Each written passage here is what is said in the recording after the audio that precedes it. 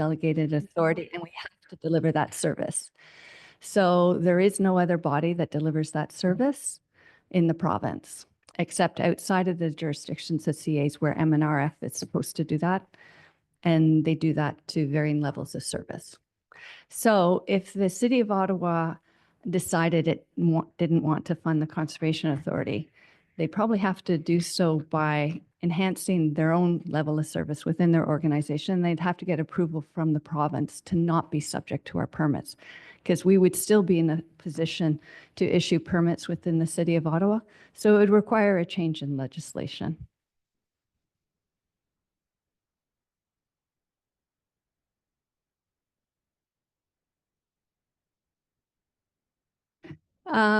We wouldn't be the first CA in Ontario where a municipality has objected, but that's why, in fact, the province put in place the whole category 1, 2, 3.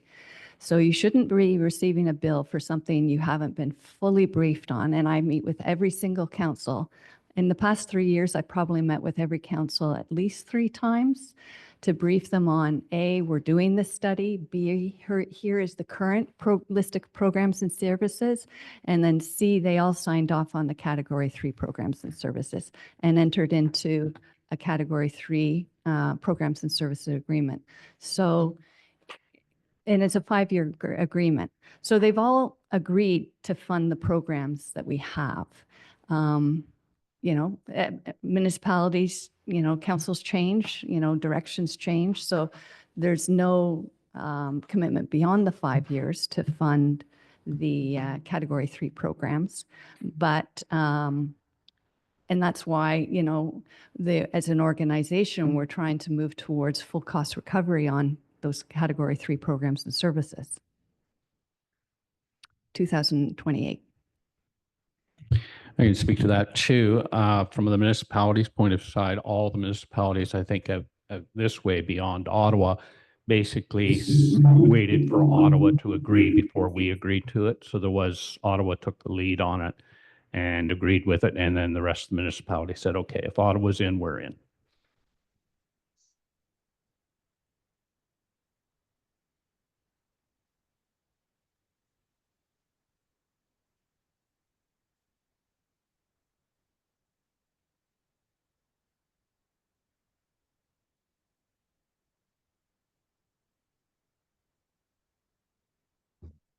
They cut me to 3 bags, yet they're raising my taxes for the buses and the train, and there's not enough money there.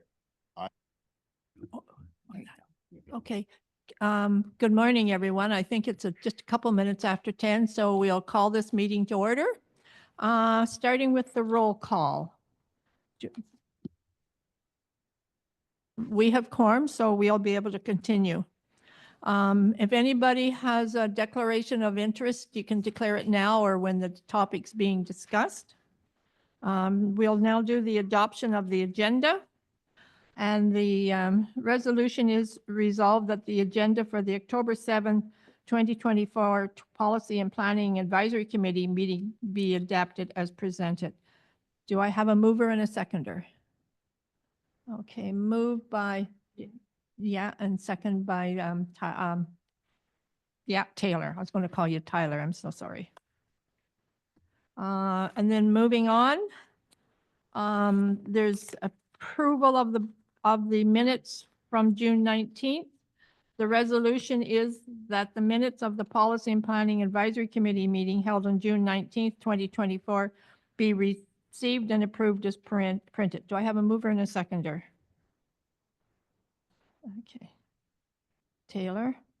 And a seconder? Okay. Cindy. Cindy's seconding. Thanks so much. Oh, yes. Vote. All in favor? Yeah, I don't think I did that the last time. I've totally forgot that. So we'll maybe use this vote for both times. Okay. Now, Roxanne Darling, is she going to be our first person? And she's here? So up first is a delegation presentation on, I hope I'm saying this right, Roxana, Genoway Digana Village. Okay. Appointed when I first, was appointed to the position, I literally had to do a little song for myself. Genoa Duganack, Genoa Duganack, to get it in my head because it's not an easy No, thing to so- say. Now, my understanding is you're not going through the slide presentation again. You're here to do a verbal and then have people can ask you questions? Yes. Okay, thank you. You have the floor. So, thank you, Madam Chair and members. Good morning. For those, I think all of you know who I am. Roxanne Darling. I'm the Community Engagement Officer for Genoa Duganack Village, an Indigenous-led organization that is going to be building a cultural learning and healing center in Mississippi Mills at somewhere in Mississippi Mills and at some point in time. I'm just going to assume that all of you had looked at the presentation that I did on September 7th to the board as a whole. And I'm here. And good morning, those of you online. Thank you for being here. If you have any questions as pertaining to the slide presentation itself, I'm open and here to answer any. We had a follow-up conversation, Sally and I, a couple weeks ago, and I've spoke to a few of you. And I said I was a little disappointed after the presentation that there weren't more questions from the board. And Sally said, well, I don't know if the board was completely clear as to your ask. So this is a follow-up to that ask and a little bit more in depth because it will involve possible policy changes within the board. I think that's maybe a clear comment. At the end of the presentation on the 7th, I asked that we consider a partnership. And I reiterated this with Sally. I believe MVCA is in an absolute unique precedent-setting position right now to connect with not only the calls to action for truth and reconciliation, but your own Indigenous engagement plan that is sitting on your shelf. We are, Genoa Duganack Village is not a registered Indigenous group with the federal government, but we are a community. We are a growing community. And within the engagement plan, it states that you will connect with as local a community group as possible. That is Genoa Duganack, or that will be Genoa Duganack. And I believe there's a partnership. I'm going to step back. MVCA, I think, is precedent setting, well, not precedent setting, but a step further than some conservation authorities. We all know CAs are struggling province-wide with funding and with the province. To be able to partner with an Indigenous group, I think, steps you forward in many, many ways. All CAs that I have researched have land acknowledgements on their webpage, but not all have Indigenous engagement plans. Not all have taken that step forward that MVCA has, and you should be giving yourself and your CEO a major pat in the back for that initiative because it's pretty special. And the fact that there's an Indigenous group within the community that wants to partner with you, again, is something very special. So I would like to recommend that we discuss, we basically want to sit at the table, setting up an Indigenous advisory committee with some members from the board, some members from the community, and some members from Genoa Duganack to see how we can partner in different ways in the future, whether it be educational learning, advancing programs, land use, you name it. We are hosting what's called a Day of Genoa Duganack on June 5th that is going to be all about learning. It's about anti-racism and bullying and acceptance and reconciliation. And we need a home to host that event. It's going to be sort of like a mini powwow, but a lot different with events and learning events and displays and actual hands-on learning such as stack wall building and green roofs. So for our intentions for Mother Earth and the land and protecting the land going forward, to be completely frank, I don't know of a better partner that MVCA could have than an Indigenous group for land stewardship going forward. So that's kind of where I'm going to end. I'm also going to ask, we had a incredible meeting with Indigenous Services Canada last Tuesday. The department that we met with is kind of the department that understands all of the grant funding. They're the ones that vet the organizations and then will be providing us with the grant applications that they best think we're suited for. So it kind of cuts through all that first layer of red tape of not knowing what grant to provide. We provided them with the letters of support we had, and they basically said any letters of support that from the community that you can provide is another check in the box. We have MPP Jordan's letter of support, Mayor Lowry's letter of support, and several others from Indigenous communities around us. So I'd also like to ask for a letter of support from MVCA, supporting our initiatives to move forward with building a village. We also see this village as not just a one-off. We see it almost as a template and precedent setting to move forward, not only with other CAs, but just a new way of development. Our infrastructure is going to be with the best regenerative products that we can find. We try hard not to use the words sustainable because we know they're really not long-term. But regenerative, whether it be reuse of already fallen trees into stack walls, green energy, and living roofs. All of it goes to helping understand that we can build better, whether it be infrastructure or just plain land use, and we can use better. So that's basically my ask. I'd love to set up permission to, or you to consider establishing an Indigenous engagement committee. And also I'm asking for a letter of support for Janaway-Duganuk and their initiatives going forward in the community. And I'm open for questions. Okay, we'll take questions from the floor. Anyone want to go first?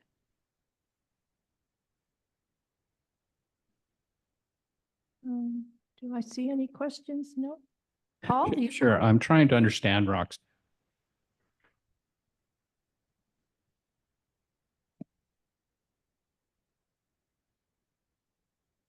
Here.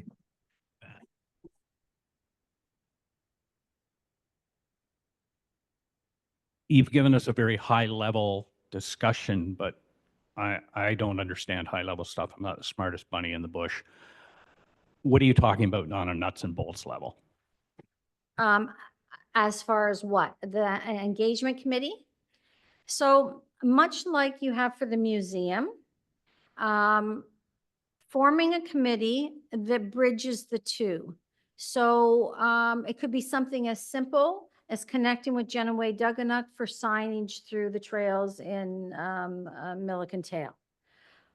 Karen, our current CEO, and Jane and I walked Milliken Tail, a month ago now. Elder Barb was there doing a bit of a video for Commonwealth. And Karen, for just a little example, Karen's knowledge of Indigenous plants and native plants was incredible. Everywhere we walked, she said, oh, well, that's such, and that's, Indigenous people use that plant at times for this. Prickly ash was used in place of vitamin C. And along the trail, there was all kinds of it. That knowledge that shared knowledge, I'm like, Karen, we need to get this out. And she said, oh, well, it's something she has and many people have, but wouldn't it be kind of neat to have that along those trails to point out? So there's a simple partnership all the way down to possibly using property at Milliken Tail to host our Day of Genoway Duganuk in June 5th and help organize. And also, I think there's an opportunity, and until we open the discussion for it, we're not going to know, but I think there's partnership funding opportunities. A partnership between an Indigenous organization and a conservation authority to reach out to the governments for funding for maybe another piece of conservation land that ties the two together, that ties reconciliation together, that ties land use together. I don't know. I don't have the answers as to what that committee could do until it's established, until we open that conversation. Is that close to answering? I guess so. How often do you think this committee would meet? What input would it have to the board? So on, like we have a lot on our plate going forward with everything the board is dealing with internally, and we need to keep focused on that instead of going off. I mean, there's been other opportunities where we've looked at and said, no, that we need to focus on what we can manage. And I just don't want this to get beyond what we can manage as a board and what staff can manage as a board when things are so tight for resources in such a number of ways. So, I mean, Okay. like if you start saying, well, we're going to meet every week or 2 weeks or No. like I'm talking, that's the type of thing I'm concerned about. Okay, I would suggest, and again, open for suggestions. This has to be an open dialogue. It has to be that seat at the table. Initially, I could see meeting a little more often. I think the question I'd like for the board to ask, and then ask this committee to ask, and then ask the board as a whole, what benefit does MVCA have? What benefit is it to MVCA to partner with Genoway Duganuk? And if it means right now, the strategic, Sally, help me, provincial strategic land use planning that you're in? The land conservation resource strategy? Yes. Ask yourself, and if I was sitting in this chair, which I almost raised my hand to vote a little while ago, so I'm not used to voting, I would be asking myself, is there a place to insert that line that MVCA has stepped forward and set up an Indigenous engagement committee to help look at future partnerships with land use and the Conservation Authority's lands? It answers the call, some of the calls to truth and reconciliation. Is that a feather in that document that you have to submit to the province? I would say yes, it was. But then maybe I'm a little prejudiced on that end. But I can see it being one of the things that might help the province go, wow, this is a valuable resource. The CAs are a valuable resource, and not just in land management, but connecting with the Indigenous people of the lands. So initially, if we can be a benefit in the land, in what Sally has to submit by the end of the year, I would say meeting twice before the end of the year to see what that looks like, and then maybe quarterly after that. Okay, please don't take this as disrespect, but Never. Kind of dealing with this from M&R. I was part of the Algonquin land claim situation that was dealing with, and we all thought that would be dealt with. Wow, it's going on 14 years ago. And it seems that no matter what a group does, they don't get a benefit from it. They get criticism. And that's usually coming, as I said, don't take this, but that usually comes from the Indigenous community, that you didn't consult the right people. Why are you doing with this people and not doing it with the other people? So I'm very hesitant, because I still remember sitting in a meeting in Palmer Rapids where we thought we had all the i's dotted and the t's crossed. Our land claims person is standing up front, and somebody stood up and said, well, they don't represent me because I am so-and-so, and that group does not represent me. And how can you be up here talking about this? Understood. And that's don't- what I'm very and concerned don't- about, Roxanne. There are very reasonable people on that side, but as an organization, I don't want to get trapped in that thing where we end up getting more criticism than benefit. I understand. And to be honest, Paul, neither do we. As an Indigenous group moving forward, we are pan-Indigenous. We are not Algonquin. We are not Ojibwe. We are not Mohawk. We are not, Inuit or Métis. Jinaway-Duganuk is rooted in we are all connected, meaning all of us in the room with Mother Nature. So, Greg speaking. oh, sorry. Hey, Andy, how's it going?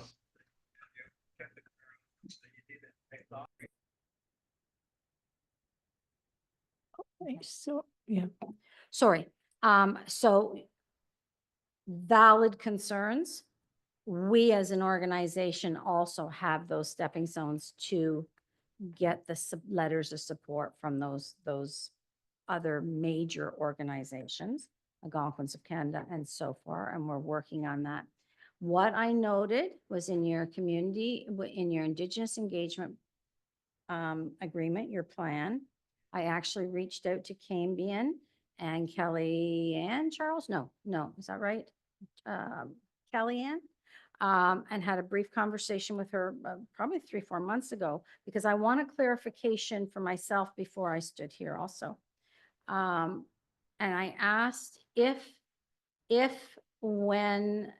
so there's a difference. It's partnering or consultation. We're not asking for that. We're not asking you to run things by Jinaway-Duganuk before moving forward. We're asking for a partnership. I asked if Jinaway-Duganuk, as a local Indigenous initiative group, a pan-Indigenous group, would it be appropriate for MVCA to partner with us in some way in the future? And she said, yes, absolutely. And I would suggest that maybe Sally reach out and have the similar conversation just to assure the board. She said, we encourage our clients to reach out to whatever is the most local Indigenous organization to work with in any way they can. So it's not asking for permission. We're not getting in anybody's conservation authority business.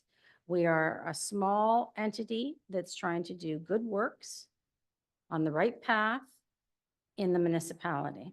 And we are dedicated to finding our home in Mississippi Mills because of the support we have already garnered. So I know that may be not 100% answer to your question, but it's where I am now.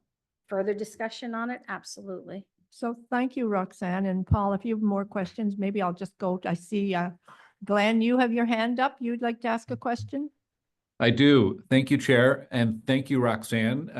It was good to chat with you last week as well, and get some more information. I was going to ask a couple questions for you, Roxanne, and if I can, a couple questions maybe to Conservation Authority staff. Just one is, where are you at with Mississippi Mills? Are they, have you approached them with a similar ask? Is there specific land you're looking for, like municipal land or public land that's from the municipality? Or can you give us a sense of where you're at with the municipality at this point? So I'm hoping I can confidently say that we have full support of Mississippi Mills, the township. We have a letter of support from Mayor Lowry. I do not believe, I think if there was municipal lands available, that would be open for discussion, but I don't believe there are. I know that there's Bev's here. Maybe she could speak to that a little bit from their municipal point of view. Over the last 5 months, I have vetted at least 20 different properties through the planning and the zoning and land use and all of that. We have a couple really good, strong possibilities, but the price tags are enormous. They're 1.5 to $2.5 million, which we just don't have. Again, that's why we're kind of here looking. So the fact that we haven't got land of our own yet is another reason I'm here to look for a possible partnership with the Conservation Authority, maybe on a new piece of property or some existing maybe, but we don't know that. We're too soon on that yet. Right now, we just want to open the doors of conversation. Okay, so my second question was going to be if your preference is ownership of land or lease of land or something else, but I guess it's too early to settle on one model. Is that right? Yes, and I've done a little bit of research into both. I've actually had a pretty in-depth conversation with the elders and the board of director asking just that question. Is it an absolute ownership of land? Is there a lease agreement? Is there a partnership? They told me, quote unquote, Roxanne, we want you to follow each fork in the road, find out where those paths lead. So Okay. we're completely open. Yeah, okay. Okay, well, if I could ask staff, Sally or anyone else, I guess, do what I know this is kind of open-ended, but I think, really ultimately we will probably get an ask from Roxanne's group around land use of some sort. What do we have in terms of policy? How do we usually approach proposals for partnerships or even a land transfer? What policies guide us in that with the Conservation Authority? So at present, we don't have much policy per se, except what is actually in front of you being tabled today. Yeah. Because this document is supposed to and must include policy regarding land acquisitions and disposals and how we're going to manage our assets and the like. So I can tell you that the draft policies in this document speak to that, special events of the like that Roxanne was talking about, where it's definitely in there, that engaging with First Nations to make sure that their presence is visible and seen at our conservation areas is in that document as well. And that we use our lands as an opportunity for engaging with First Nations on the path to reconciliation. But what that looks like is entirely at the discretion of the board. If it would go beyond something that at a staff level, my level, that we would be normally signing off on like any other event. So if you wanted to enter into some sort of long-term arrangement with a First Nation group, then that would be something I'd be bringing back to the board for approval before proceeding.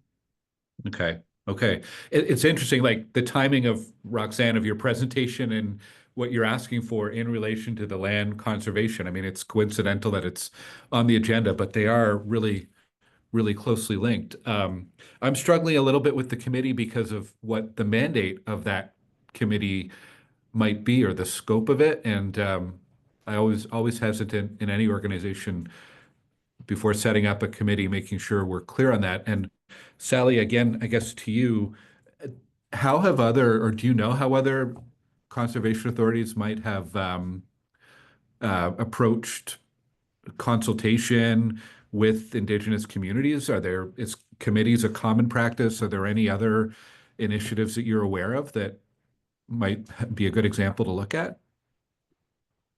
So it varies across the province. I'd say for starters, it's not common. So just right out of the gate, it's not common to have either a representative on the board or to have a designated committee.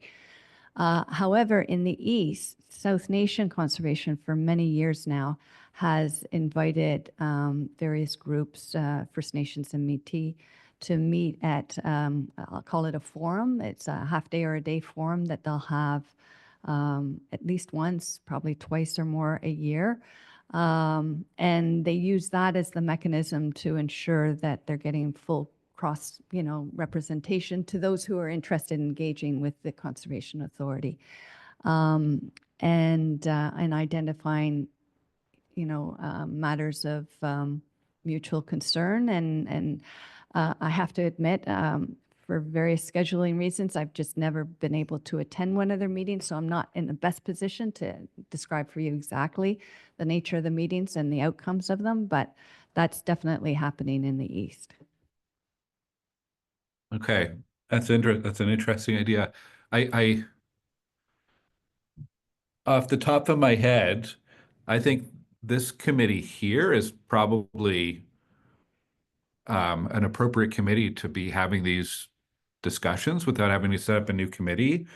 I kind of think, like, Roxanne, I'd almost like to see from your group a more formal ask of what you're looking for, right? Like, I think it's, at this point, it's what's the possibility of the Conservation Authority partnering to allow for use of some of the existing conservation lands or acquisition of new lands in some way.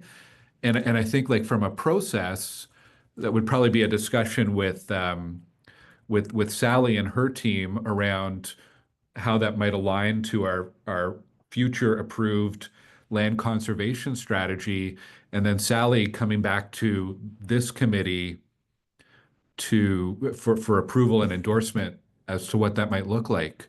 But I think it's going beyond your presentation here today, Roxanne. Like, I think we probably do need to have a more comprehensive strategy on how we're consulting with Indigenous communities, both your group and others. Maybe that model from that Sally mentioned, that forum, maybe that's a way to have a bigger conversation as to what that might look like. Anyways, those are just some of my thoughts off the top of my head. I think you have a really interesting project, and I think there's likely a very good alignment with Mississippi Valley. I think as we work through this conservation strategy, I think it might help refine what that partnership or involvement should look like. So it's kind of, this is all concurrently happening at the same time. And I think there's definitely a possibility for a strong alignment and partnership. So I don't know if anyone else has any thoughts on how to keep this dialogue going. Thank you, Glenn. Any other questions? Okay, go ahead, Dina. Thank you. I agree that there's a lot of opportunities for us to interact on this. We have values that align. I'm also hesitant of setting up new committees without strong mandates and purposes. So I would like to see the conversation continue, but I agree we need a few more details of what exactly we're looking for. Whether it's education or use of property, I think those could be done without a formal committee. We can have those discussions. But I also wanted to ask about the letter of support. What exactly are you looking for from the MVCA in this letter of support? What I would do is maybe send you a sample letter. I can send you MPP's and Jordan's letter. I thought of this as I was driving here, only after our conversation with Indigenous Services Canada. I thought, geez, maybe a letter of support. And I'm going to be reaching out to all the municipalities also. So I can't detail that letter of support, but it basically states that, you're supportive of our project.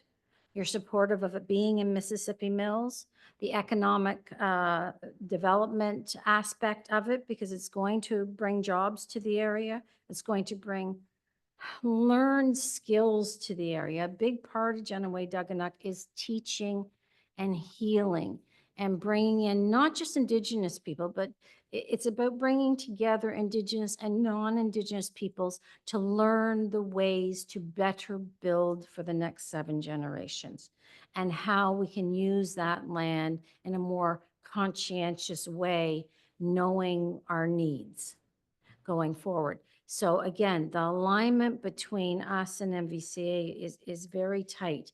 So the letter of support would basically say we agree with or we support the initiatives going forward.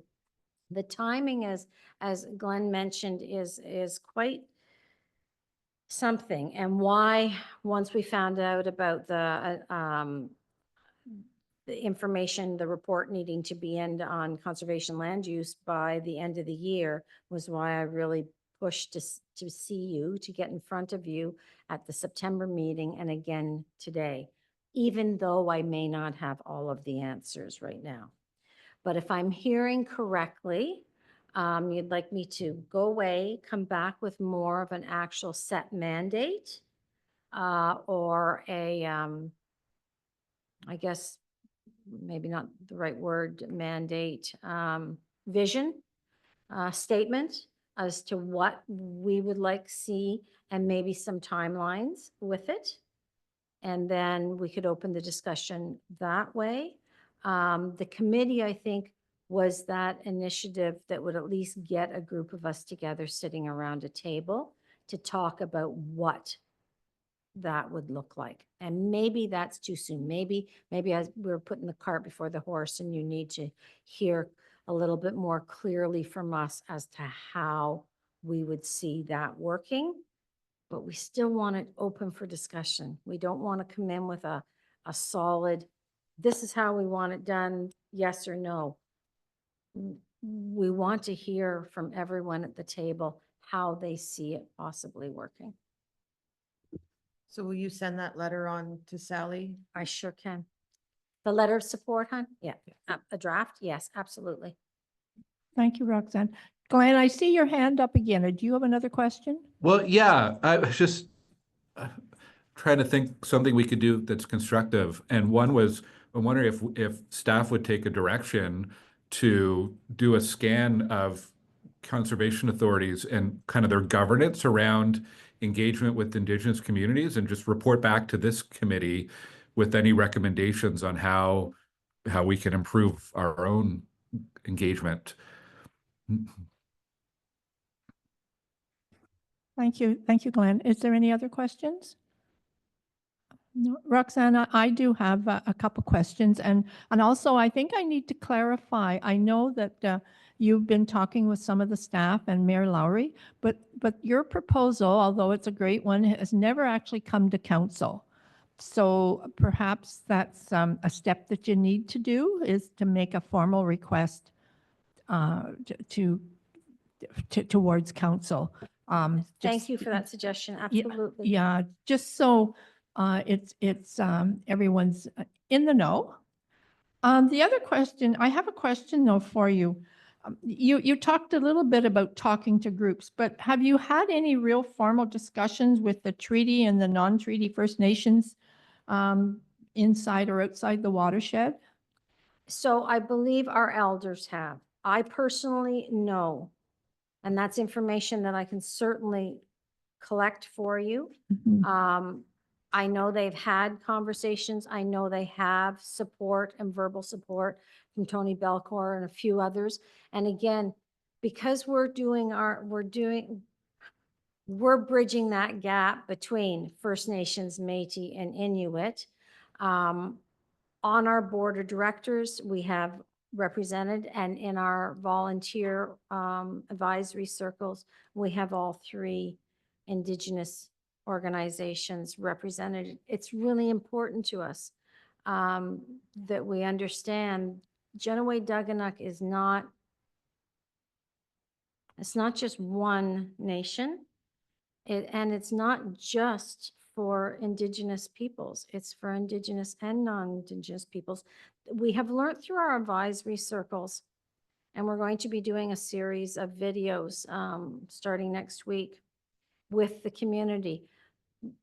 A lot of times, one of our volunteers said, I'm involved because I feel bad but don't know what to do about it, right?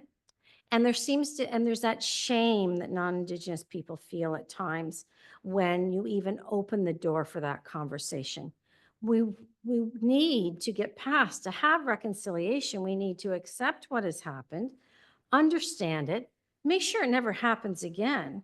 But the people in this room and the people around any table today didn't do any of the things. They should have no shame, and yet it is there. the disbelief, the shame, and the, oh God, I don't want to even talk about it because I don't know what to do about it. This committee and your board of directors as a whole has some answers to that right in front of you. And I think you have answers. Timing is about as perfect as it can get, maybe a little rushed, but the fact that you need some sort of report on your land use submitted by the end of the year, I would like to have those conversations a little sooner than later, even if they don't go further than that. But I think the timing is important. As far as direct contact with Algonquins of Canada and the other nations, we work on it every day with our relationships. Our elders work on it every day within their relationships. I'm going to start reaching out to Pikwakanagan and a few of our others in the area that are closest to us. We reached out to them at the beginning of our project 2 years ago, so we know the support is there when we began. Do I have those formal letters in a file? Not many, but they're there. So it's a matter of an exercise to go forward doing. Did that answer, Bev? It did. I guess, just following on to what Paul had to say, 14 years later, there's still with the Algonquins, there still hasn't been a final. So I think that formal written commitment by people, elders in the community or whoever, is probably really important. The other question I have for you, can you talk a little bit about your governance model? Like you've talked about the elders and whatnot. Is there a formal governance model in place? Yes, there is, and I can send all of that. We have a formal strategic business plan. We have a formal strategic governance plan. We have all that. But I can send all of that through to Sally and she can distribute it because there's no point in me going into long details there. But yeah, we do have all of that in place. We've accomplished a great deal in 2 short years. I believe one of the slides, I guess it just kind of goes on to about what we have accomplished, but it talks about setting up, establishing governance and hiring core employees and creating HR policies. So we've got developed strategic and operational and fundraising plans, created marketing tools, social media.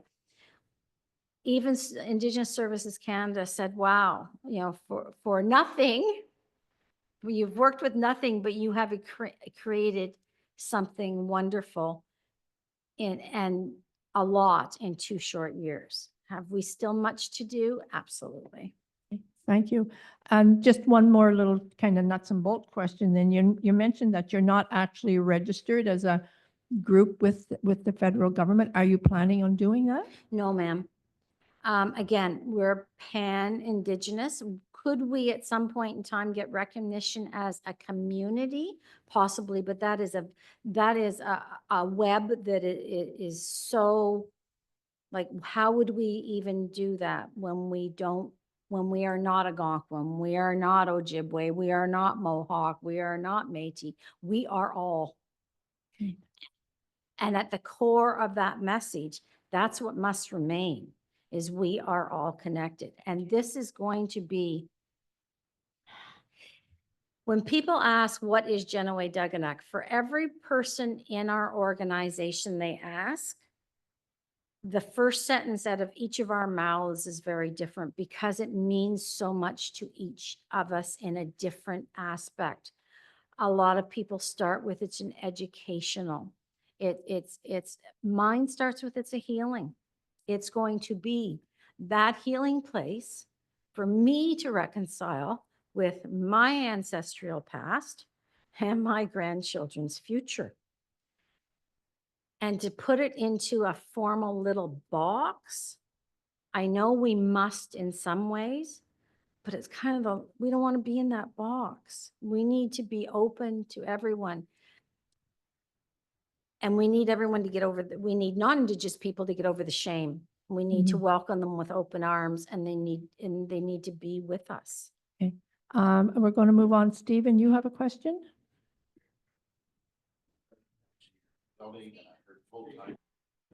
where you're planning a building and I heard full-time employees and things, is that cost recovery, or have we looked how that's going to keep itself paid for?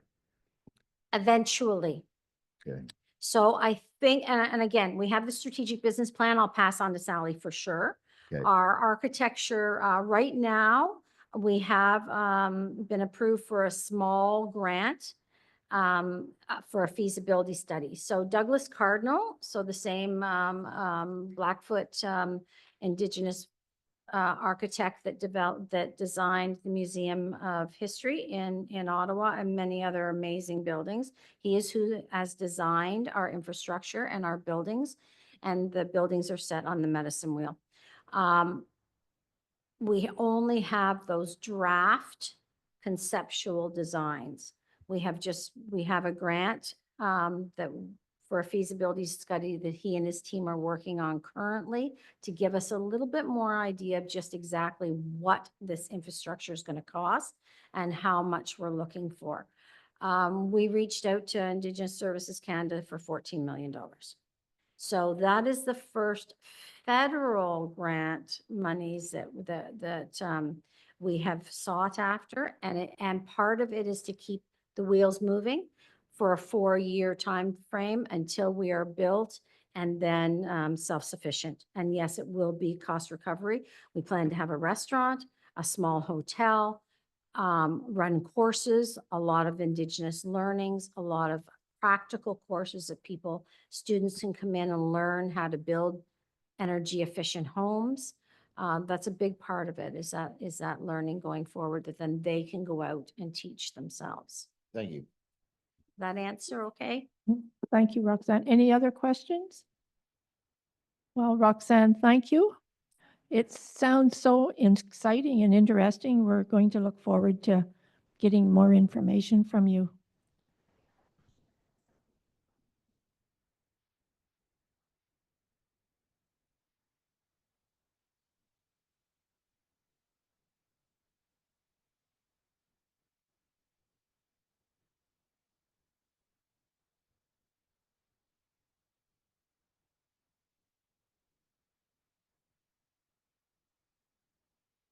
Okay. Thank you.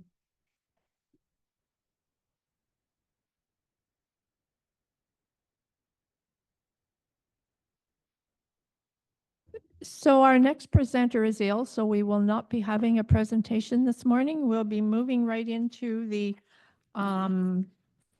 presentation by Sally on the report she's been doing. There.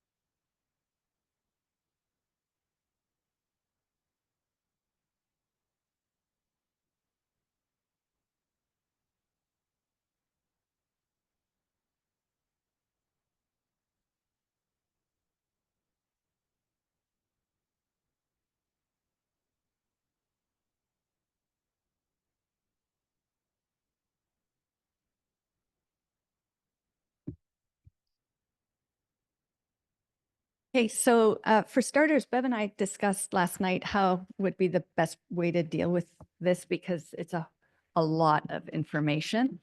So we agreed that I would start off by giving the contextual piece, getting into the surveys, which were 2 of the tools used as part of the consultation program. And then I'll go right into the presentation on the strategy itself.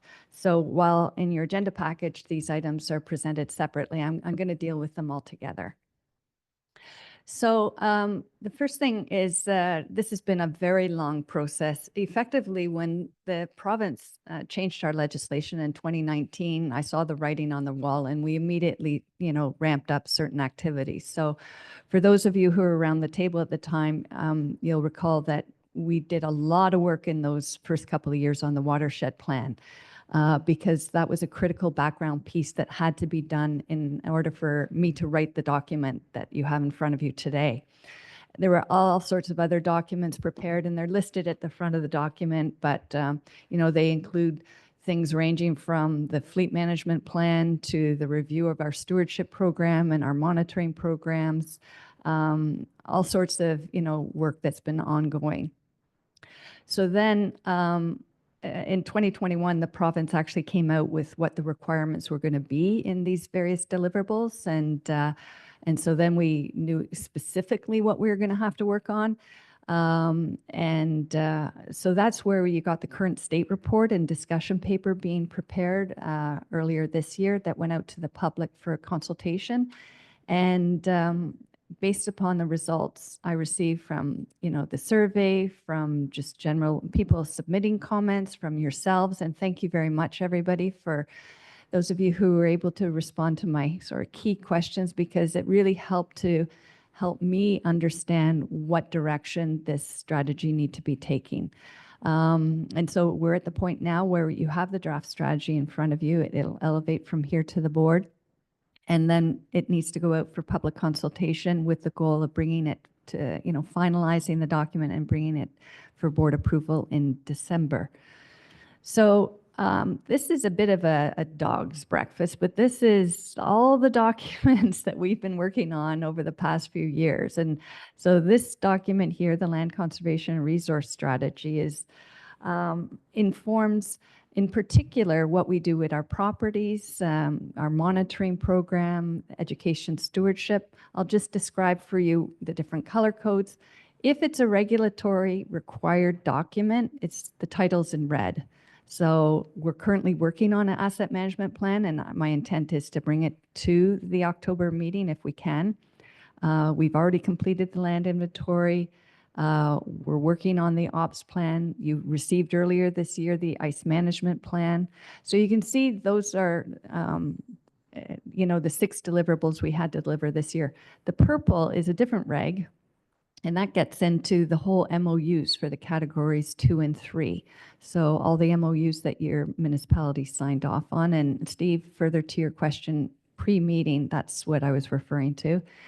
And then in the blue have to do with our administration of the regs under the Act for mitigation of impacts on natural hazard lands and wetlands. And so those are policy documents that already exist. So, there's a huge framework of guiding documents that we work from, and it's the 5-year corporate strategic plan that really then says, what are we going to focus on? For all intents and purposes, I use this term of council, like the board as configured today. What do you want us to focus on in the near term? And that's then reflected in the annual budget and the financial statements and the workforce plan that really helps me to understand how do I need to adjust the workforce to deliver on those priorities. So in terms of what this document has to include, there was actually 2 deliverables, the conservation area strategy and the watershed-based resource management strategy, but they seemed like a second one's a mouthful, and really to do the one, I had to do the other, and I just figured it was easiest to consolidate them into one document. So that's why it's called the Land Conservation and Resource Strategy. It's to meet both of these objectives. So a lot of people to date have really sort of questioned why this focus on acquisition. Well, the focus on acquisition is because I have to answer the question in this policy document, where does the board sit with respect to acquisition? Whether or not the board is on or offered is the important question I need to answer. And then also this whole thing about whether or not, it's for conservation, active, passive, recreation, or preservation. It's because I needed to figure out, you see highlighted, augment any natural heritage in its jurisdiction.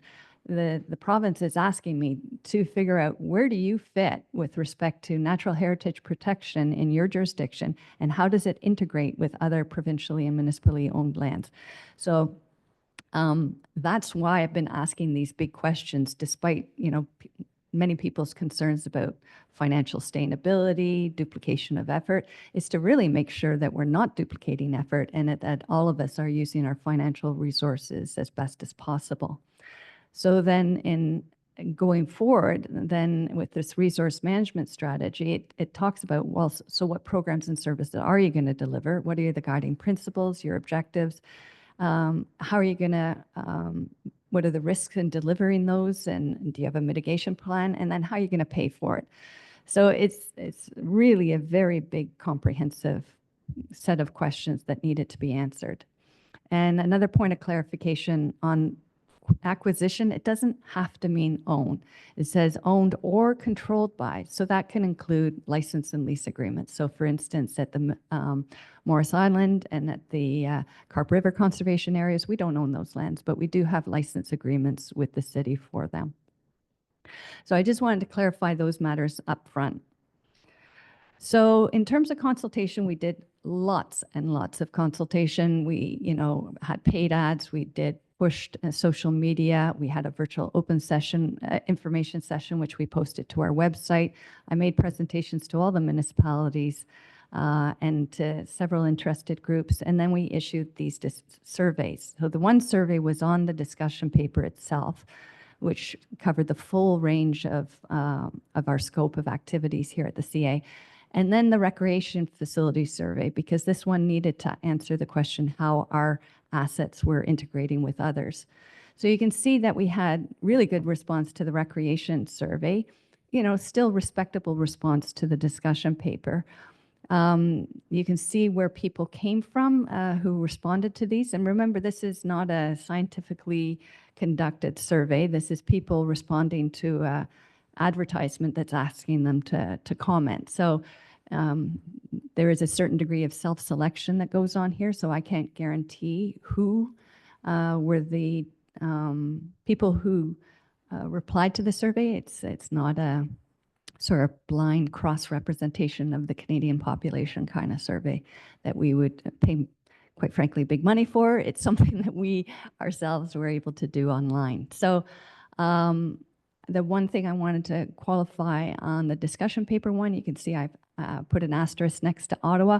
Initially, it just said Ottawa as where are you from? And I asked Kelly to go in and amend the survey so that it said Canada, West Carleton, Stittsville, other Ottawa. So this Ottawa is the sum of all the different respondents. So when you sum them all up, for those of you who actually looked into the survey response document, that's how we came to Ottawa being within the top 3 respondents. So I'm just going to move on to the next one. So I'm just going to speak first about the feedback we got from the discussion paper. So bottom line is most people like a mix of passive and active recreation, but they were split on whether or not they were supportive of us buying new land for active recreation. There was no clear winner on that one.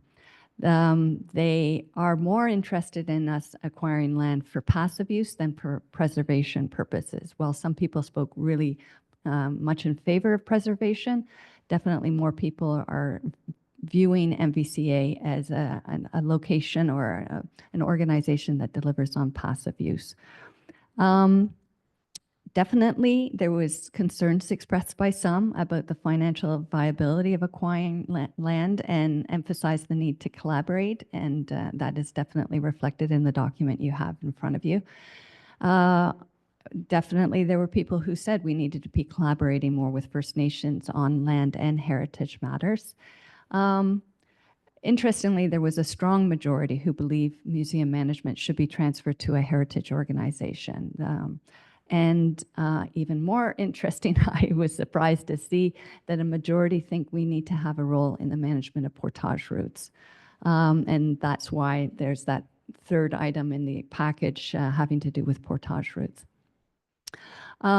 So while most are supportive of hydro development, they don't think we should be actively going out and acquiring dams for that purpose, or, it's purely opportunistic at our own facilities should it ever become, there be a business case for that.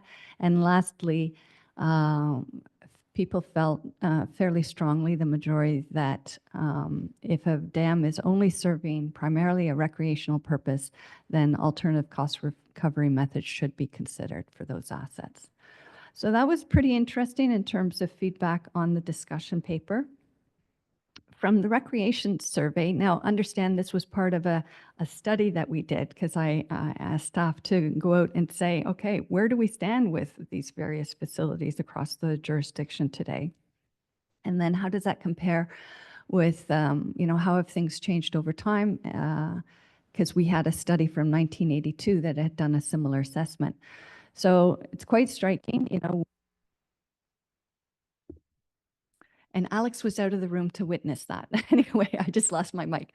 So the population growth has been very striking, on average of 5% per year. And simply put, natural heritage, camping sites and trails, et cetera, have not kept a pace.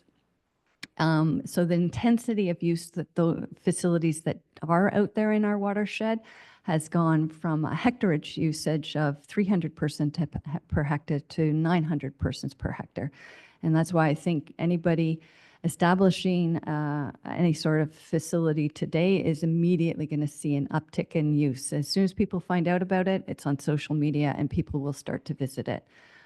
The availability of campsites has gone from roughly 70 people per campsite to 190. And this is, well, anecdotally is reflected in people not being able to secure campsites if they leave it too late to book. People are booking campsites as soon as the websites open in the winter. 53% of respondents agreed and 35 disagreed that they needed more walking, hiking facilities. They were split 50-50 on whether there's a need for additional facilities to support boating and watercraft. 57% agreed and 28 disagreed that there's more land needed and facilities needed for tent camping.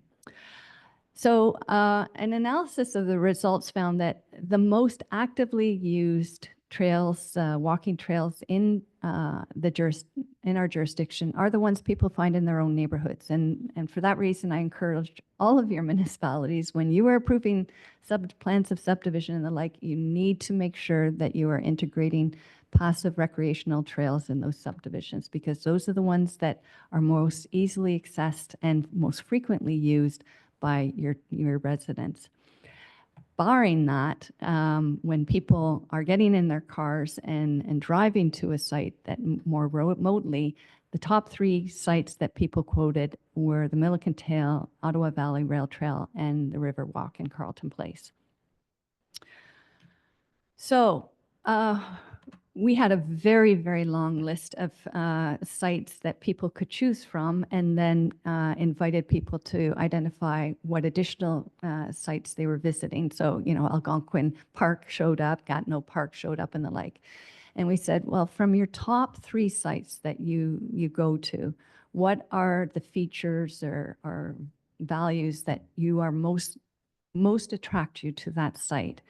And these were the top 9, that it be within 30-minute drive, easy parking, that it's quiet, secluded, there's a variety of trails, distance, challenging terrain, presence of water, wildlife opportunities, vistas, lookouts, and dogs on leash. And I guess my summary statement to you on this would be that, in my mind, is a conservation area. That conservation areas need to be close to people's homes. We provide parking, we provide all of those things.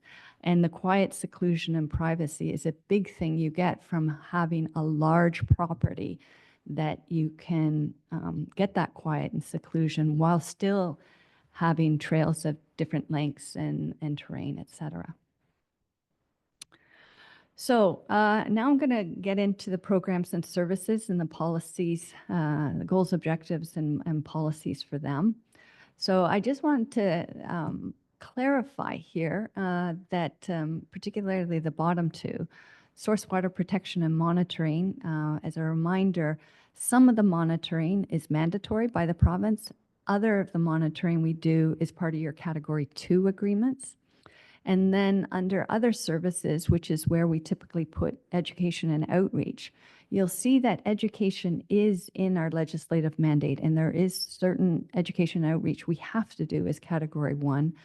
So when I'm talking about category 3, I'm thinking of, how we're enhancing those and diversifying and enriching those programs, but we have to do baseline education regardless.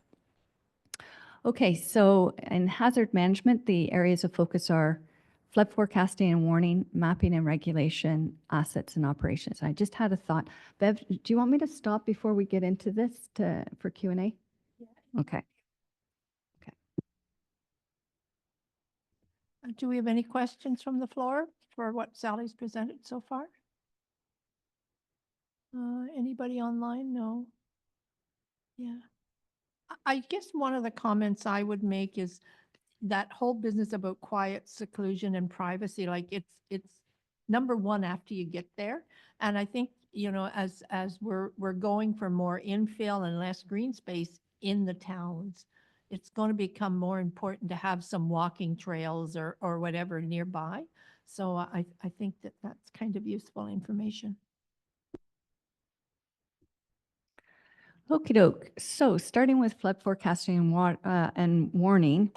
So this is the goal so recognize this is Sally's words, reading the room and the community and the like, and making sure that the goal is, sort of at a high enough level that it sort of speaks to the aspirations of the organization. So watershed users receive timely and accurate information and warnings regarding watershed conditions and how to protect themselves and their property. Most fundamentally, that's what we need to be doing as an organization. And then in terms of objectives, I won't read every one of them, but we're looking for reliable and accurate information. We want it to be useful for short and long-term analysis. We want it to inform our system operations. We want to make sure as an organization we're helping our municipalities respond to drought and emergency and preparation. We want to make sure that the community understands what we're talking about and are in a position to respond. And we want to make sure that, when we get calls and queries and the like, that we're responding in accordance with our customer service policy, that we're being responsive to the needs of the community. So those are the overall goal and objectives I see from a flood forecasting and warning side of things. And then two of the policies I just wanted to highlight, and there are more in the document, and as time permits, I appreciate if you did go through, but we need to be engaging more with our municipal partners, like with your staff. I think we can do it better and make sure that your staff are apprised in an engaging manner, just not an email, but truly engaged in the annual prep.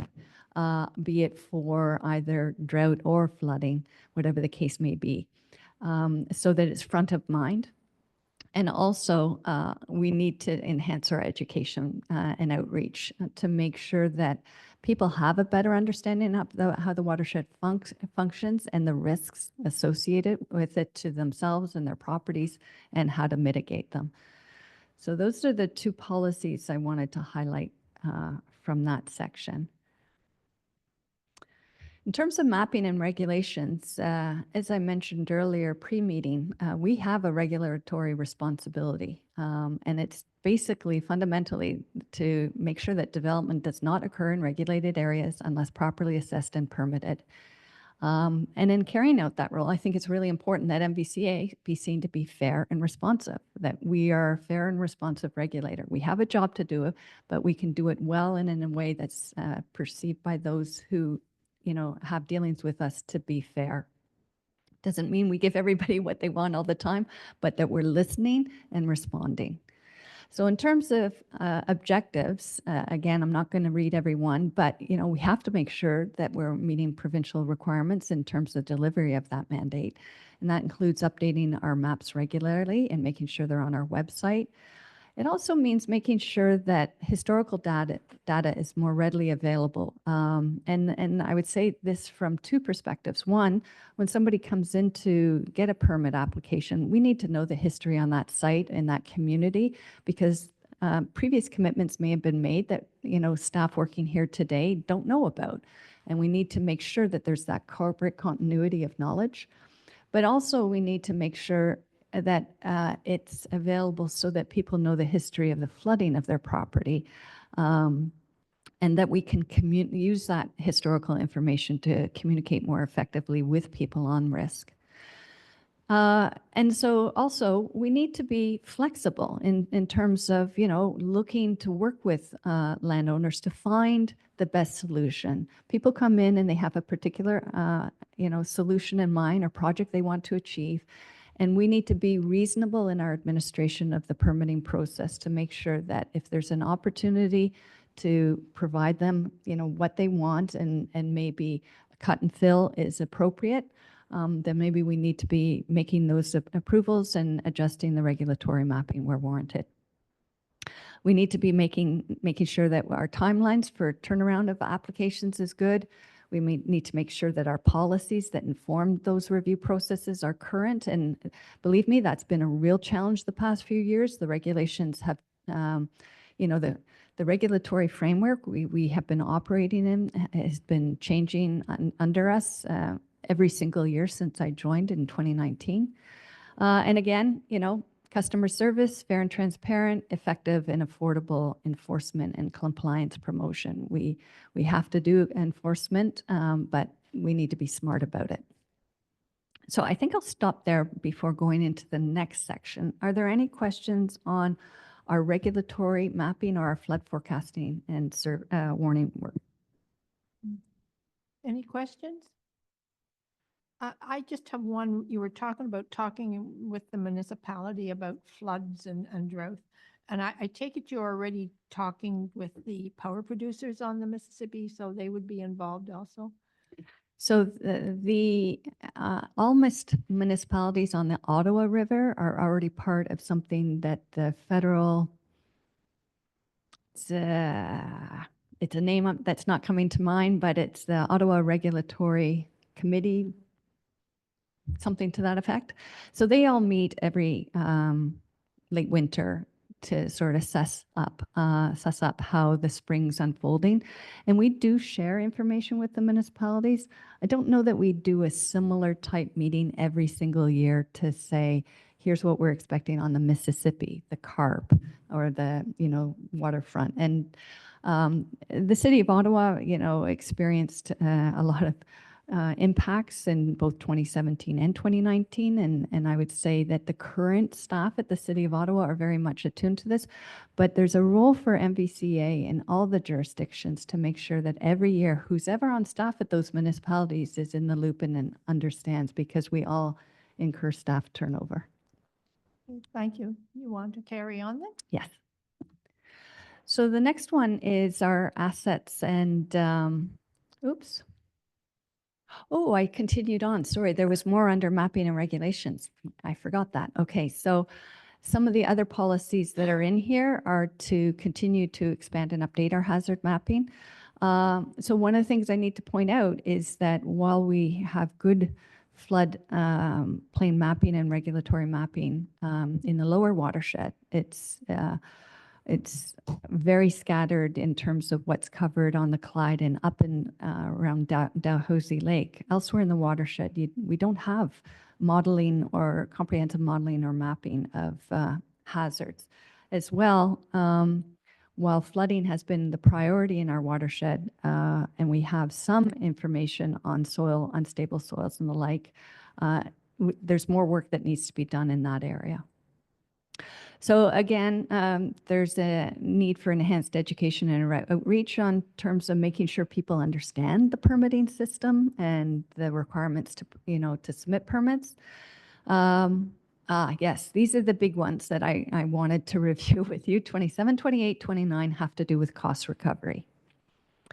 So this 27 says planning and permit application fees should recover a minimum of 90% of development review and associated administrative costs.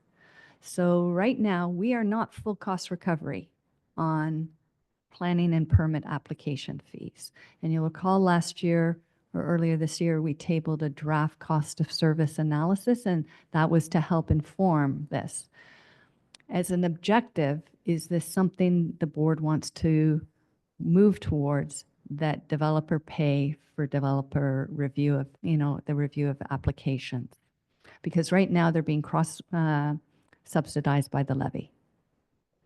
The second one says field service surveys, modeling and mapping studies should be recovered through user fees. So we do this already. If somebody wants to use a model of ours, we do charge it, and it is in our fee structure. And the last one, compliance monitoring enforcement, are category 1 costs that should be recovered where possible. So this gets into when the province issues fines, they go to the province. They don't come to us. We do, when somebody is in non-compliance where they haven't taken out a permit and they've gone ahead and done something in the absence of a permit, when they do come in for a permit, the current fee structure charges them double. So that's what this number 29 is about. You're going to help pay for our enforcement program if you're not going to seek a permit. Okay? Okay, so now I'm going to move on to assets. Sorry, was there any discussion on that? Do people have any concern? Okay. So assets and operations, the goals were watershed management activities consistently mitigate the impact of natural hazards, and MVCA is a trusted asset manager and operator of the Mississippi River system. So that's what, as the GM of this organization, I want to make sure that we're striving towards.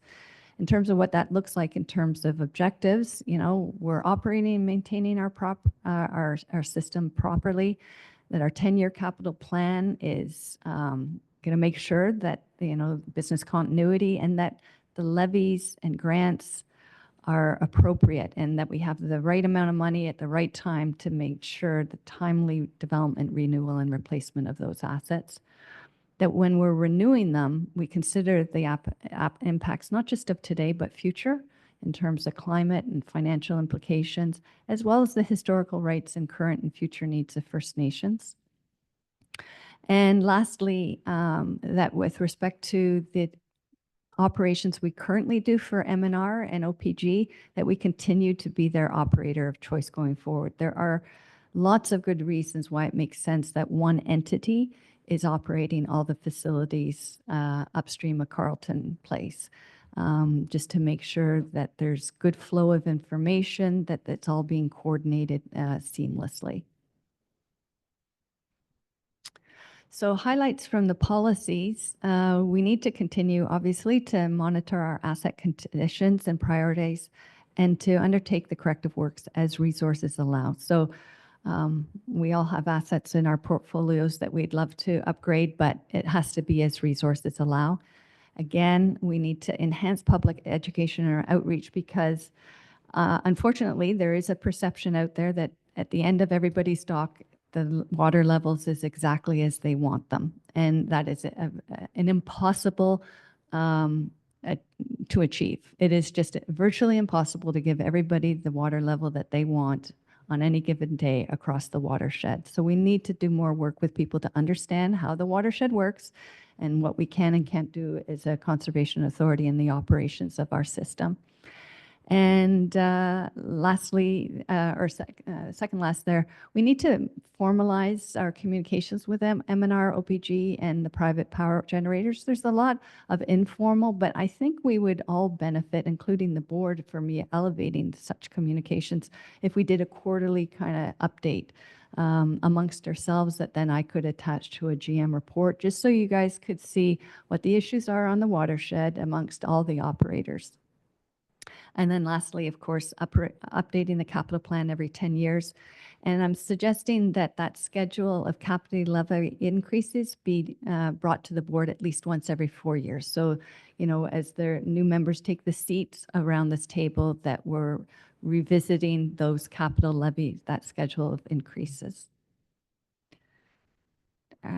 Before I go into land management, are there any questions on this?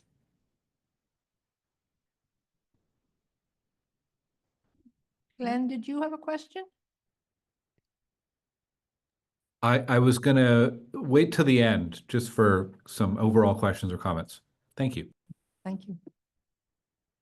Okay, so land and resource conservation, there's some general kind of goals and objectives that apply across the portfolio, and then I'll delve into the specific type of lands. So at the general level, the goals would be that natural resources in the Mississippi Carp and Ottawa River watersheds are managed sustainably for the enjoyment and welfare of current and future generations, and that land ownership and management are used as tools for reconciliation with First Nations.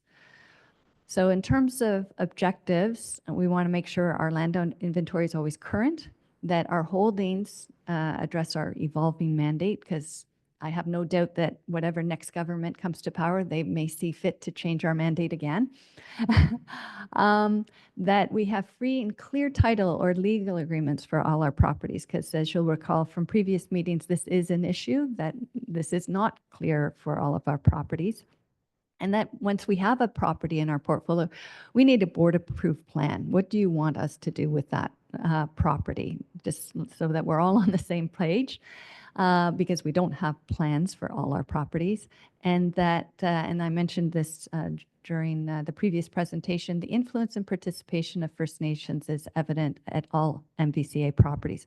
So for example, that signage example that she provided, that would be a very easy thing to do at all of our properties to highlight, what native species are on those sites and how they've been used by First Nations.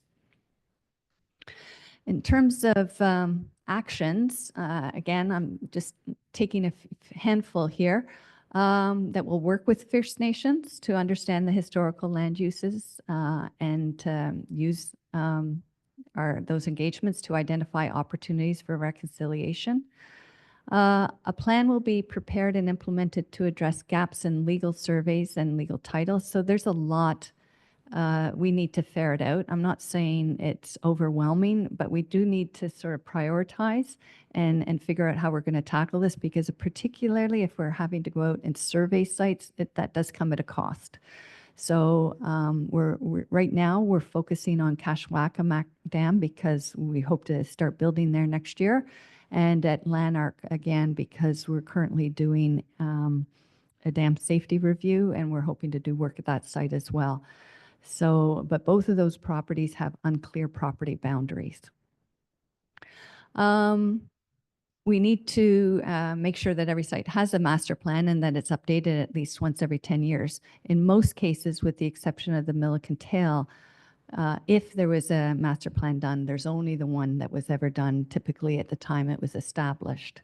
So some of them are very dated. I'm suggesting that we don't enter into easement agreements without the board's approval if they're to exceed, let me read this properly. MVCA shall not enter into conservation easement agreements except as a condition of a board-approved stewardship program with the easement not to exceed 10 years. So this one speaks to the stewardship agreement that we have for the Appleton wetland. I don't know that that went to the board. I do believe it is a 10-year agreement. Anything above 10 years has to go to the minister. So it's got to be something significant that it would be the new regs require us to submit any long-term lease agreements defined as anything over 10 years to the minister. Partial takings and direct conveyance. This refers to if somebody wanted to donate land to us, but they wanted to, let's say, keep the house on the property. It's the equivalent of a severance. It's just a type of transfer. So where we take part of the property, that's why it's called a partial taking, and direct conveyance, where through the severance process, we automatically take possession. I think this is something that's unique to when it's a government body taking over a severed parcel. So then with respect to conservation areas, so now we're getting into specifics. Everything I was mentioning beforehand was at the general level. So with respect to conservation areas provide opportunities for walking, hiking, and solitude in a natural setting and contribute to the quality of life and sustainability of the watershed. So it's getting into that dual purpose of, passive recreation, but also natural heritage protection, and that conservation areas are accessible to all. And you'll see further on by accessible, I'm using two terms to gauge that. One, is it within 30 minutes? And two, is it literally physically accessible? Are there paths that can be used by people who have physical challenges? So in terms of objectives, you'll see there, the various criterion that we'd like to see met at all the conservation areas. Now, number 5 there is 15 hectares of conservation area type parkland for every 1,000 residents in the watershed. And I say this, use the same terminology under 4. So I use the term conservation area type park because it doesn't have to be a conservation area. So for instance, if you live in Canada-Stittsville, you're very close to the Greenbelt, and there is ample conservation area type land in that vicinity. Do we need a conservation area in those areas? Maybe not, but because they're well serviced already by the Greenbelt and other lands that the NCC manages. But as you move away, or as those communities grow, is the city, for example, providing conservation area type land? And so I think of the Carp Hills. The city is actively acquiring land in the Carp Hills that provides similar type services, right? They're large parcels with hiking trails.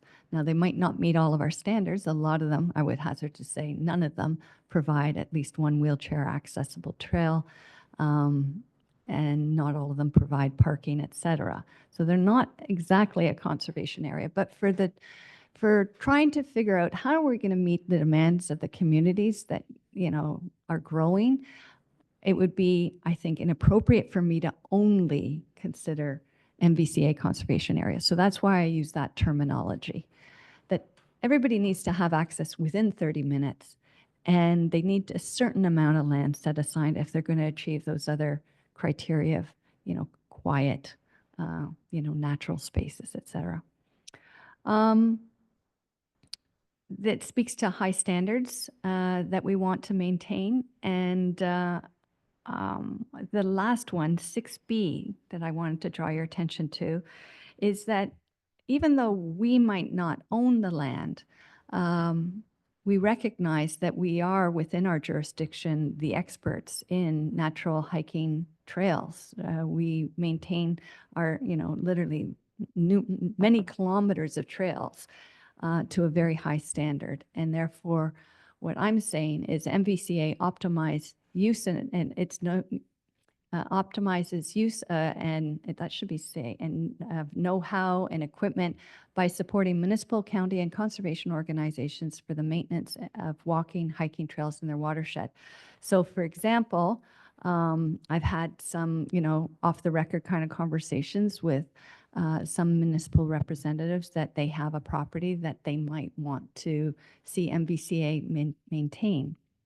Also, I've broached with the County of Lanark. They have many, many county forests that could potentially, one or more, be used as a conservation area that MVCA could support them with. So again, we don't have to own it, but we are the experts in walking, hiking, trail development and maintenance. Let's leverage that knowledge and the resources elsewhere in the watershed with whomever wants to partner with us. Continuing on, the Milliken Tail Museum is a community asset and cultural attraction, and MVCA will operate the museum while seeking another organization to assume management of collections. So I think I heard very broad support for us trying to transfer the collection to a third party that has, expertise in heritage resources or museums and the like. So I think that's a direction we need to move. MVCA may support conservation organizations in its jurisdiction by helping with trail maintenance. So further to what I was saying earlier, a demand analysis will be undertaken to identify existing and projected areas of the watershed requiring additional conservation areas. So we did a very high level analysis of what resources are out there, but we really need to look at, within particularly, I'd say 30-minute commutes of Carleton Place, Elmont, Perth, being outside our jurisdiction, but still within a 30-minute, Charlotte Lake. Of all of these communities, is there access to adequate natural heritage hike trails? And if not, where do those gaps lie? And then to engage with the board on what role, if any, does MVCA want to play in filling that gap? That if eventually we decide to develop new sites, that they would only be developed as grants become available to support installation of accessible washrooms. And this is basically to say, when we open the gate of a facility, it needs to, from the get-go, be accessible to all. If it's important enough to put it as an objective, we should be aiming for that right out of the gate with any new facilities. And that those facilities be paid for at least 50% by that grant. And from that, I'm hearkening back to a previous board decision of a couple of years ago, wherein the board agreed that if we could get a 50% grant to get accessible washrooms at the Milliken Tail, that the board would authorize the other 50% from our capital reserves. So I'm just thinking, yeah, I do continue on here. So in terms of cost recovery, and you'll remember from one of the first slides, this is the meat of the matter that the ministry wanted to see in this document, is how are you going to pay for the operation of these facilities, and in particular, your Category 3 programs and services. So that's why these are in detail, and I apologize for the small font. So the first one says that our operations at our CEAs, we should be aiming for a 90-10 ratio of cost recovery from the levy versus user fees. So we need to be charging user fees, but they need to be affordable such that those sites are accessible in the financial sense to people visiting the site. With respect to education outreach and outreach programming, I'm suggesting recognizing that we have to do education as part of our Category 1 mandate. We should be investing a base amount of at least 15% of those costs from the levy, with the balance being cost recovered by user fees at the other 85%. So, for example, this year we ran the summer camp program, and we were delivering some of our key messages on in the educational programming to those campers. Are you comfortable with a 15 to 85 cost recovery target? And I'm seeing a questioning look. Dana, did you have a question on that? No, I was just under the understanding that we are pretty close to 100% cost recovery on that moving forward. Yes, we are. This would be as an overall program target.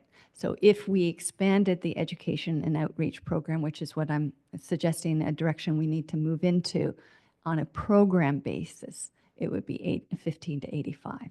Because some things will be very economical to deliver and other programs may be less so. And again, this is a target to strive towards. And then lastly, with respect to the pure Category 3, that the municipal operating levy just be 10%, user fees 70%, and that we really be trying to get as much cost recovery as possible. I'm suggesting 20% is a realistic for, and this is mainly visitor services and stewardship. Are there any questions on that operating side? Because these are big kind of policy decisions, and I don't want to rush you on this, but this is the meat of what I needed to come up with. And I'm basing it upon a combination, as Dana said, you know, what have we experienced, but not just currently, but historically as well, and where do we want to be? So do we have any questions?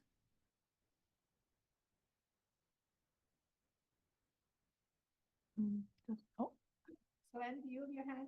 Glenn, do you have your hand up? I do, yeah.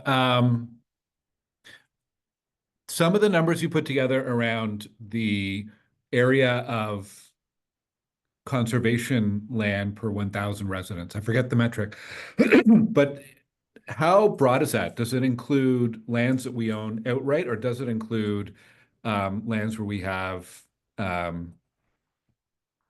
other license of occupancy and lease and other agreements?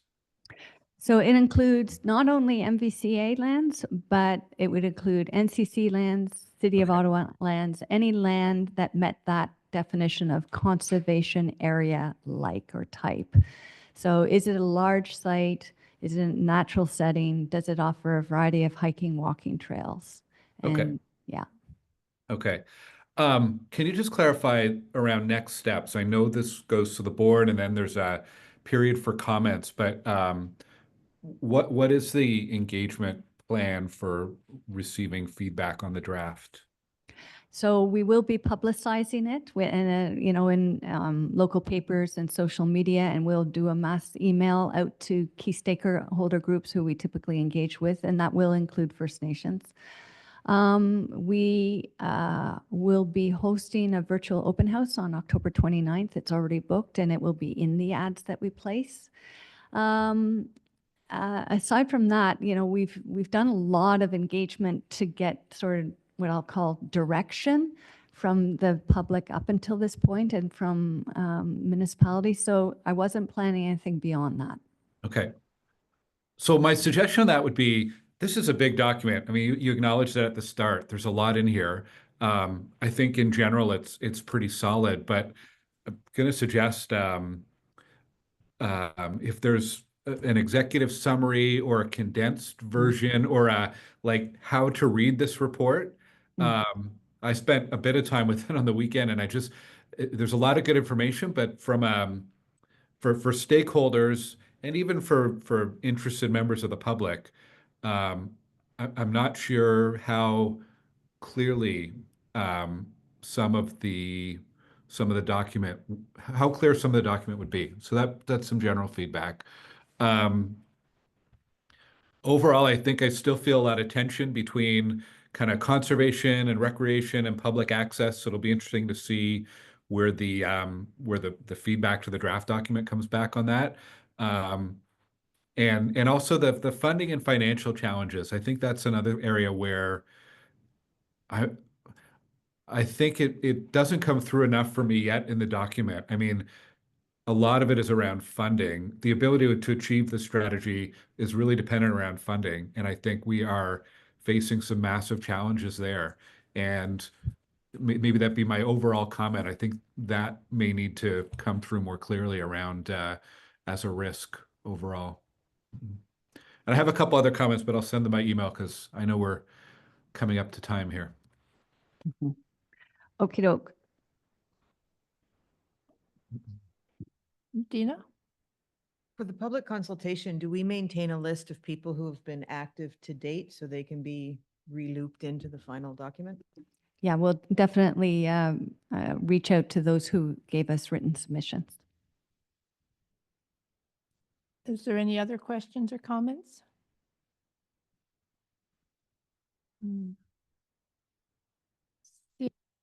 Seeing none, then I think we'll read the resolution. Oh, wait, Oh, no, I'm oh, not sorry. finished the presentation. Oh, sorry. I thought it was the end. Sorry. Yeah, sorry, we're not at the end yet.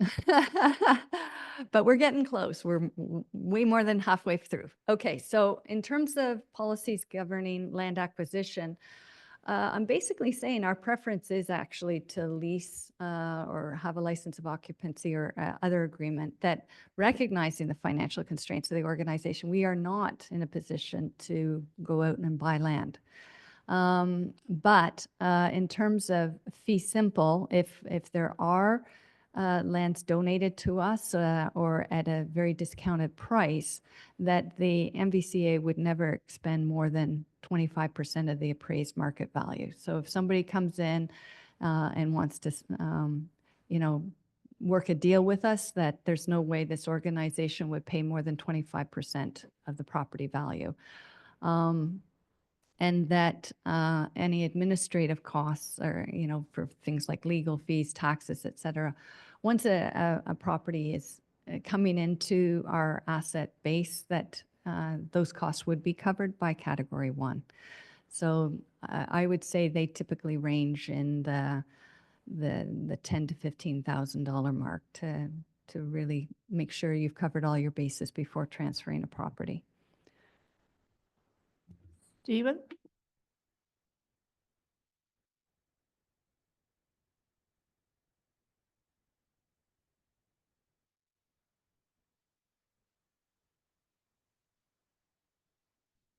No.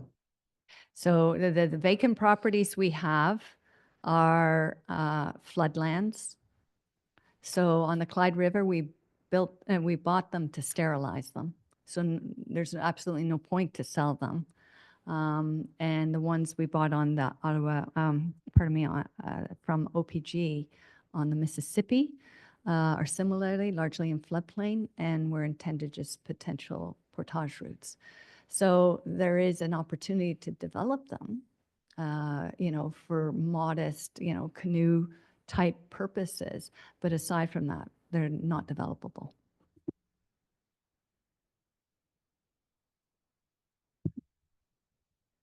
I would not sell them to a private entity. I would sell them for $1 to a municipality. I'm not going to sell flooding land to anybody.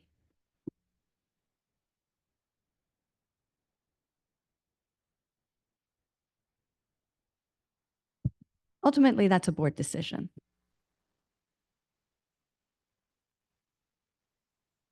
Okay, moving on. So before, I thought it was important that we spell out the process that we would go through as an organization before any new acquisitions would be made. So first of all, we need to, you know, identify if there's actually a need. So that was that kind of needs more detailed assessment that I'm proposing we do from a land conservation perspective. And then seek direction from the board. Do you want us to actively fill that gap or not? Or do you want it to be done in partnership with the county or municipalities? Or do you think that this is not the right time or place for MVCA to pursue acquisitions? If the direction from the board was yes, at least go out and see what's out there, then we would assess those sites. And only if we thought we had a site that was suitable, we'd bring a business case back to the board. And either the board would approve or deny us moving forward with any further discussions and negotiations on that property.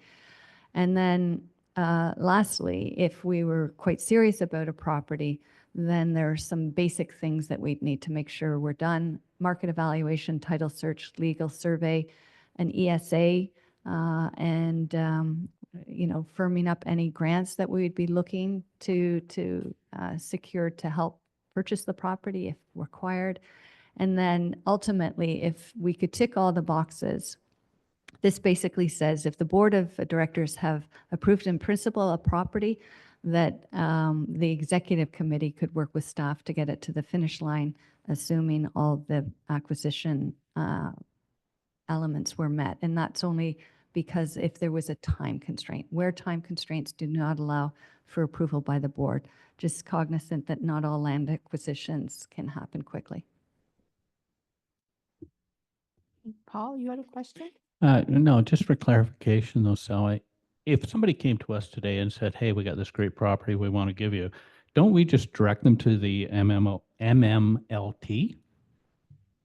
Like Yes. it's not mentioned on there. It's not, the MMLT is not mentioned anywhere here. Well, and that would continue to be the case because if I don't have direction from the board today to buy additional properties. So it's just not something we do. This number 32 says, this puts in place a process that allows for staff to contemplate buying properties. We don't contemplate properties much today. We do more or less just forward them on to the MMLT. And I'll just let everybody know, most of them are not pursued by MMLT for various reasons, not the least of which they don't have funding either. So, okay. So that's all that I had on conservation areas. I'm about to go into preserves. Are there any questions people have about policies governing conservation areas? Okay. So conservation preserves. This gets into the management of the type of properties we were just discussing, Steve. So these properties are either, the goal is to eliminate risk of future losses in areas at high risk of natural hazards. So that's the properties we were speaking of. The second set relate to no net loss of ecological or hydrological services in the watershed. So, pardon me. So there's 4 types of preserves I'm suggesting. The first one is to sterilize undevelopable land. That's those properties on the Clyde and the Mississippi. There's land that we manage of a natural heritage value on behalf of a third party. So that's land that we have under an agreement with Ontario Heritage Trust to manage the Appleton wetland. Then there's land that could be used to mitigate the impacts of development elsewhere in the watershed. So this gets into that whole wetland offsetting policy that the board approved earlier this year. The challenge we have is that there are no sites to do said offsetting.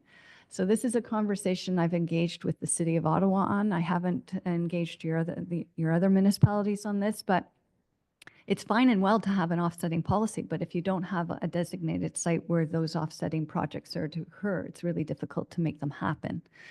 So it's to identify properties in advance and put in a cost recovery model that will get those monies back from the developers when they come in with offsetting projects. And then lastly, is to protect or develop natural carbon sinks using GHG reduction funding mechanisms.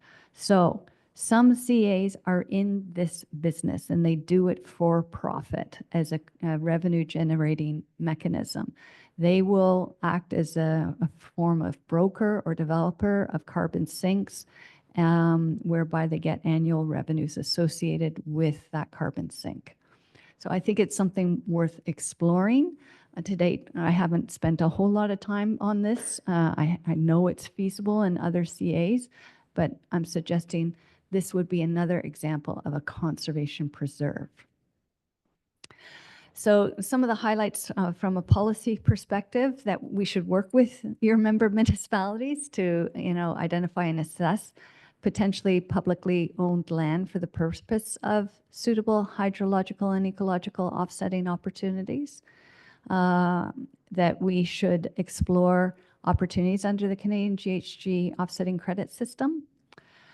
And then getting into the money side of things, any sort of cost, any agreement we get in for conservation preserves for stewardship should be 100% cost recovery. That is not actually part of the Ontario Heritage Trust agreement that we have for the Appleton wetland. It's not clear what we're supposed to do, and there's certainly no money being exchanged hands. Same for wetland offsetting.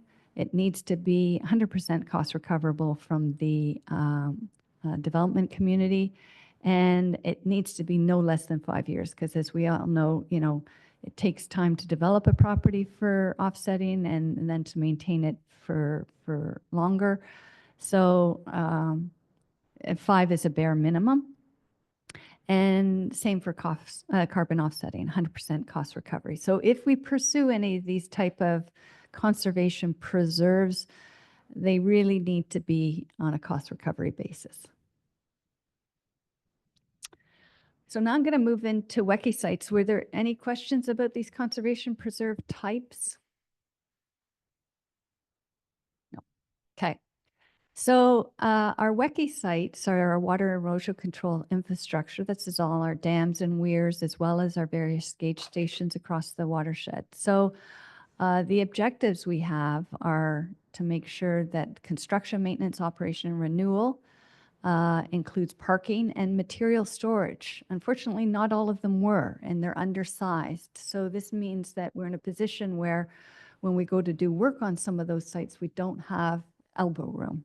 That's what it boils down to. We don't have clear rights to that elbow room. We need to make sure that we're taking proper easements agreements for the maintenance of booms, fencing, signage, and other safety measures, because again, not all of them are on our land. We need to make sure that we're providing safe passage around a structure, which may include a portage route.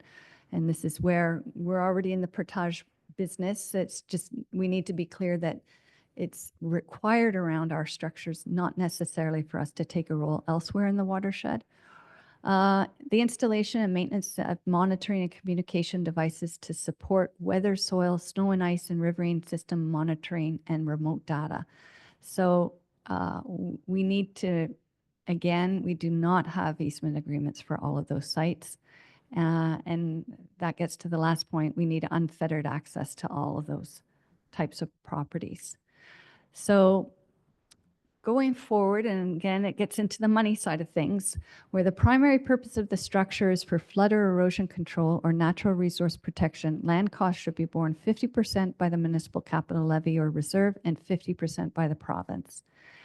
I think we really need to be pushing the province on this. Full stop. The only thing, you know, you can read something 100 times and you see something else. The only thing I think this needs to be amended is we need to allow for the feds to provide to fund this as well. So I'll probably tweak that wording to allow for federal funding as well. Administrative costs for such as legal fees and taxes should be obtained through the municipal levy, where the primary purpose of the structure is to maintain recreational water levels. And again, coming out of that survey, land acquisition costs should not be borne by MVCA. But I'm suggesting that administrative costs could be obtained through or funded through the municipal levy, but definitely not the land acquisition costs. Is there anything further under the WECI properties? No? Okay, I'll keep moving because we're getting to time. So for source water protection and monitoring, as I mentioned off the top, this is a combination of category 1 and 2. So for our goals, MVCA demonstrates value for money in delivering system monitoring and resource management services to the province and municipalities. So we have mandatory to the province and we have category 2 for yourselves. As objectives, samples are collected, handled, and shipped in accordance with procedures, that we're leveraging those activities to, you know, ensure we're meeting your local municipal objectives, that we're also using this program to support watershed management objectives. So the coordination of these water resources across the watershed, across your jurisdictions. That the board of directors understands its separate and distinct role as a source protection authority. And I know that every term of council, when a new set of members take their seats at this table, we have to make an effort to make sure that you understand and that you are sitting as first an MVCA board of directors, but secondarily, you are the board of directors of the Mississippi Rideau Source Protection Authority. And so whenever Marika comes to these meetings, that's why we stop meeting as one entity and start meeting as another entity. And I need to do more work on that to give you better orientation out of the gate when you join the board. Oh, it looks like something got cut off there. So I will just continue on to the next slide because I don't know what that said. Oh dear. Okay, so something happened with that slide, so my apologies. Let me just check my text here just to make sure I'm not missing anything important. How am I doing for time? 5 to 12. Okay, I will just quickly check because I would just want to make sure I'm not missing out on anything important.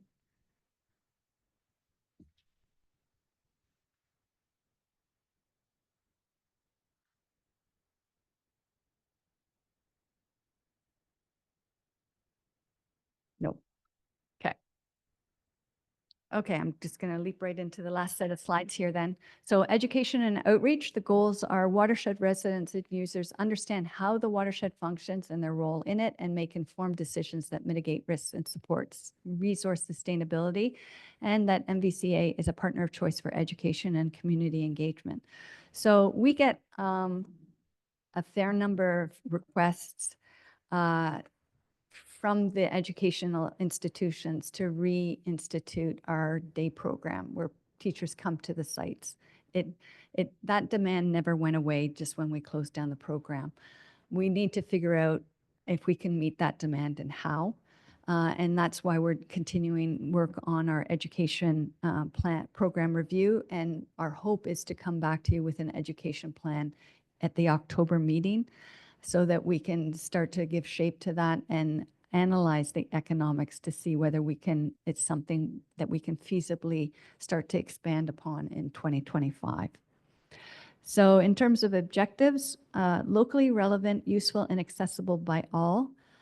Locally relevant because a lot of what you're going to see out there on the web right now, not on our website, is generic. And if we really want people to understand how this watershed works and what the potential risks are to people's homes and properties, et cetera, we need to drill down and make sure that the educational materials that we're providing are locally specific.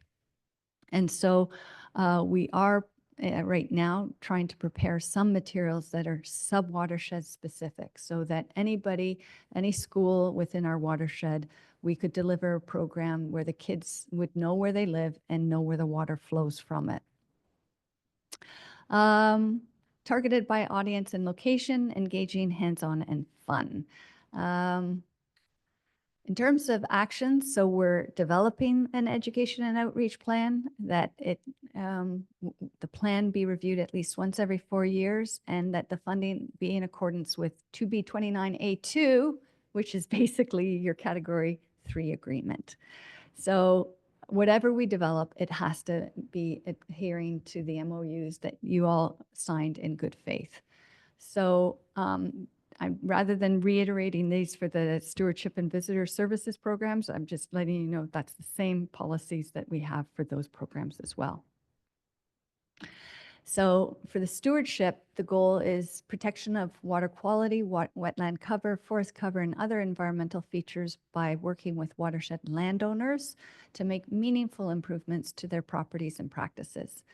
So this includes shoreline habitat enhancement, stream and river restoration, wetland protection and recovery, enhanced forest management, increasing public knowledge of land management practices for watershed health. So in other words, what to do, what not to do, community engagement and ecosystem monitoring and reporting. So that would include like lake stewardship programming and citizen science programs, and then invasive species and identification and removal. And this has been particularly in the upper watershed, has been a request coming to us to work with the local municipalities on invasive species removal. With respect to visitor services, the goals are sustainable management of the property and buildings for current and future generations. So, and that we're a top 10 destination in Lanark County for the Milliken Tail in particular, that should say. So in terms of objectives, increase all season level of service, including education, cultural appreciation, and guided and self-guided outdoor recreation opportunities for local residents and visitors to the region. Encourage the appreciation of local culture through programming and activities. Broaden the sources and amounts of revenue from activities that complement the primary functions of the site to provide financial support to core programs, and lastly, strengthen relationships with the community at large. So this one could probably do with more fleshing out, but I didn't want to duplicate what we had previously said around things like the museum. I'm trying not to duplicate amongst sections, so that's why you're not seeing museum-specific items here, education-specific items. But it's really what sites we have, we need to optimize. So I think that's, yes, there we go. So I will stop sharing and happy to take any other questions on this. Any questions for Sally? So, yeah. Okay, so seeing none, thank you, Sally, and we'll read the resolution. That the Policy and Planning Advisory Committee recommend that the Board of Directors receive the draft Land and Conservation and Resource Management Strategy. Do we want to put an addendum on there, complete with an executive summary? Okay. Paul? You'll move it? Who will second? Dina will second. All in favor? And that's been passed. If I might. One comment I'd like to make is that this has been a full-on effort, and I couldn't have done this without significant staff support. So I want to acknowledge that this was truly a team effort here at MVCA, not just in the near term, but it's been a long road to get to this point.